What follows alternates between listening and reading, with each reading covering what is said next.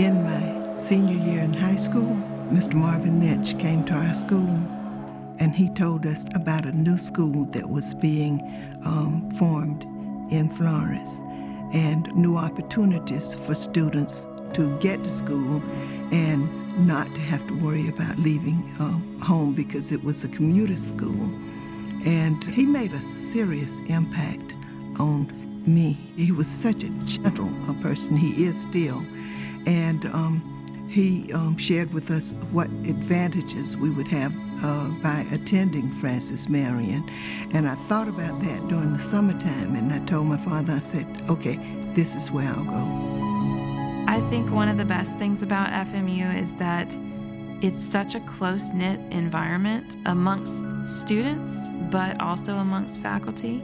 And I know that now from being on both sides of the classroom. There's every opportunity, and if the opportunity isn't there, someone will help you make it happen. And I think that a lot of those things were probably true back then as well, when my father and grandfather were first beginning their time at FMU.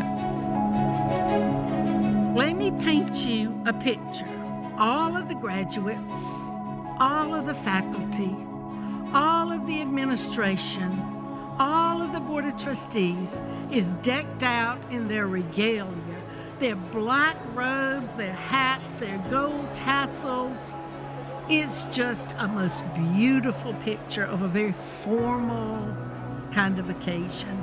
And here we march into the gymnasium, and the music is playing, and the gym is packed. And as we come in, and as you look up at all those people, you see families, huge families. You see not just mama and daddy and two brothers and a sister, but there's grandmama and granddaddy, there's the aunt and the uncle, they're the cousins, they're the next door neighbors. And you know why all those people are there? Because this is the very first one, the very first graduate. And I can guarantee you that when you go to that graduation, you leave with a tear in your eye because it's so, so special. When I look back at my time at Francis Marion, I do remember all the clubs and organizations I was a part of and the trips I went on, but ultimately I remember the relationships I had with the housing office staff and the relationships I had with student affairs, and my professors and my advisor. And when I'm talking to students who are thinking about Francis Marion, I mean, that's the most important thing to me, is these amazing relationships and friendships I've gained from my 4 years here. For 50 years, Francis Marion University has held a special place in the hearts and minds of the people in South Carolina's PD region. It has delivered extraordinary education to their doorstep and enriched their communities in countless ways.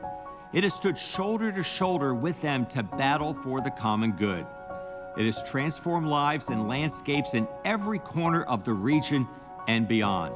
And in doing so, it has created an enduring legacy and a foundation for a dazzling future still to come. As the university celebrates a very special anniversary, it's appropriate to look back at where FMU has been, to marvel at all that has been achieved here, and to imagine all that may come in the future. FMU's origins are humble. It began as a 2-year branch of the State University, operating out of the basement of Florence's public library with only a few instructors and a couple dozen students in tow. In the early 1960s, though, a generous land donation from two local families, the Wallaces and the Greggs, allowed the tiny 2-year college to move to a more spacious setting 6 miles east of downtown Florence. That was a significant improvement, and it laid the groundwork for the entity that local leaders like J. Howard Stokes, James Rogers, and others really had in mind: a 4-year college the people of the region could call their own. It took a lot of hard work, but that dream came true in 1968 when Governor Robert McNair signed legislation creating Francis Marion College, a 4-year school named after a renowned local hero of the American Revolution.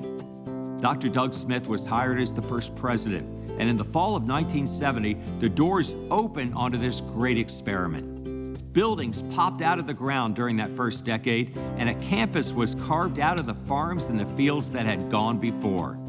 A fledgling faculty quickly developed a reputation for great teaching. The student body grew quickly from the hundreds to the thousands.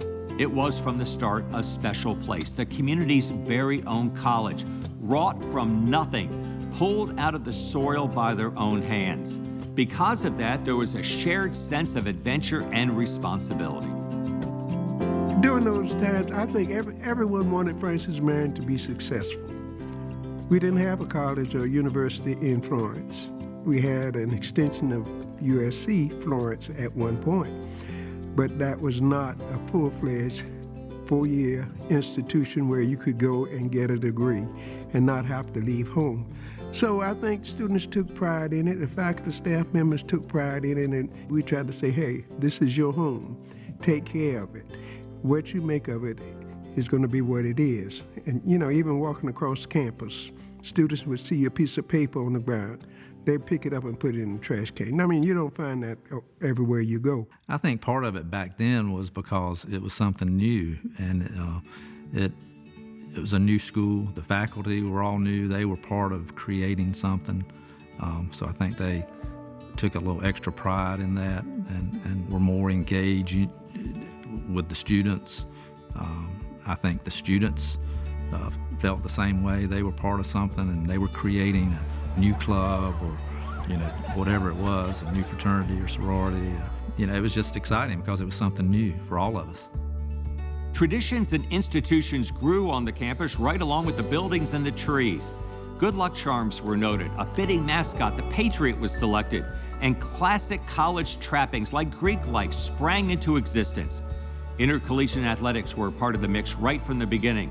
And as Francis Marion College began to grow up, some of its most notable early successes came on courts and fields. The women's basketball program won 2 national championships in the 1980s, and other sports followed suit. Over the years, FMU won 5 national titles overall, more than many other institutions in the state that are both older and larger. Dr. Doug Smith presided over FMU's first 13 years, and his steady hand nurturing the newly minted college and establishing a solid foundation. His successor, Dr. Tom Stanton, continued that growth and maturation, and FMC gained university status near the end of his tenure. Dr. Stanton retired in 1994 and was replaced by Dr. Lee A. Vickers. The hiring of Dr. Fred Carter as president in 1999 was a signal moment in FMU's history. Dr. Carter brought unique experience to the presidency. He was both a member of the academy and an experienced executive in the public arena, and as time would tell, exactly the right person for the job. Please allow me to introduce Luther Frederick Carter, the 4th president of Francis Marion University. And the institution, I think, was waiting for him, and the faculty, I believe, was waiting for Fred Carter to come. So I was delighted to see Fred come, and I've been delighted every year since because everything has progressed. We're in the PD section of South Carolina. Never had much support, if any, from Columbia. We finally got that under the leadership of President Carter, and we're on the move here. I'm excited about where we are and where we're going. Scholarships, $1.5 million capital improvement. Under Dr. Carter's watch, FMU enhanced its finances and transformed its academics and its physical plan. Progress was modest at first, but momentum grew, and the fruits of many labors soon became apparent. New programs built on FMU's rock-solid liberal arts foundation were developed, especially in the health sciences, business, biology, and engineering. The number of majors jumped from 10 at FMC's inception to more than 40 as the first half-century drew to a close. FMU brought its nursing program in-house in the early 2000s, a critical move for the future, and opened the Lee Nursing Building in 2006. That was the beginning of a wave of new construction that rivals in scope to the university's first decade. The magnificent FMU Performing Arts Center, a regional cultural showcase in downtown Florence, opened in 2011, along with new athletic facilities at the Griffin Athletic Complex in 2012. The state-of-the-art Carter Center for Health Sciences opened in 2016, also downtown.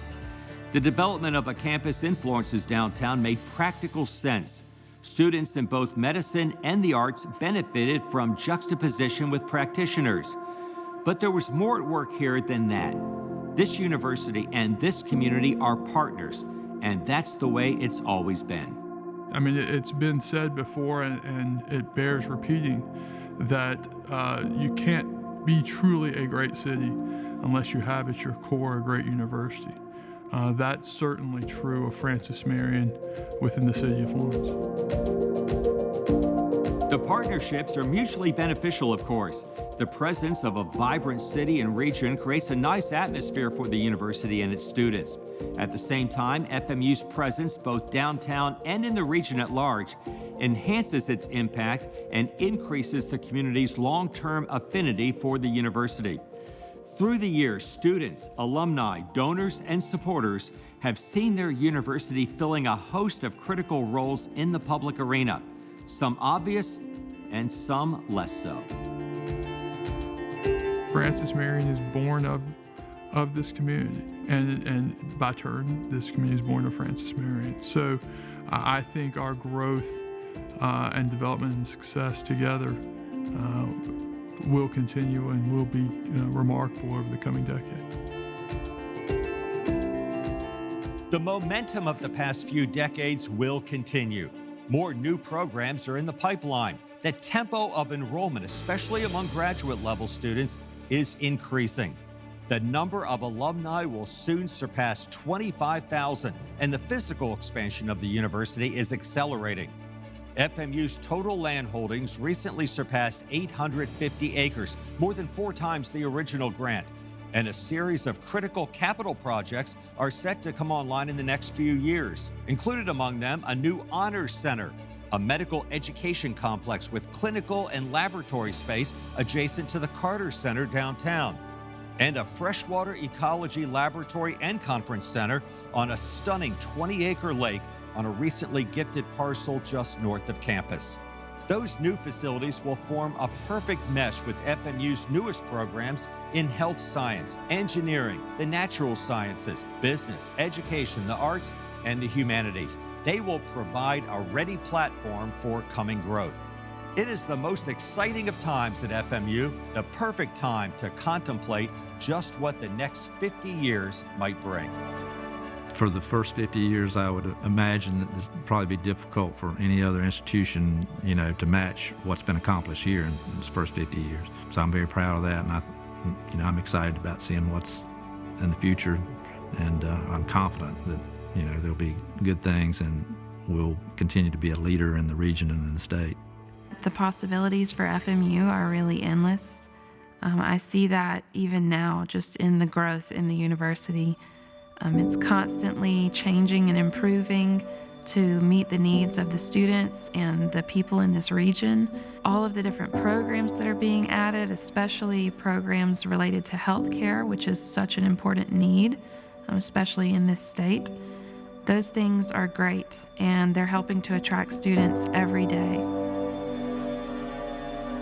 The next 25 years will bring more of the same, I think, with regard to teaching, research, and service. Those are our core competencies. Those are the specialty areas of this faculty, and nobody in the state does that better than the faculty at this university. But, I think there are other things that will occur in the next 25 years. I think this university will play a more dominant role in the affairs of the state and in shaping public thought, opinion, and policy in areas like the environment, business development, economic development, engineering.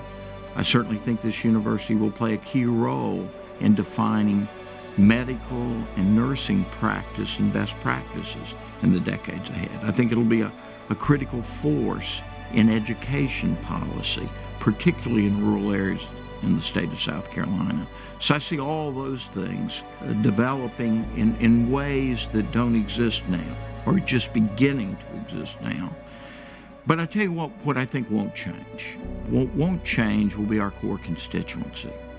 The diverse constituency that we educate, the large number of first-generation college students that attend this institution, the educational doors that this place opens for families who perhaps didn't think they would ever have the opportunity to acquire a collegiate education.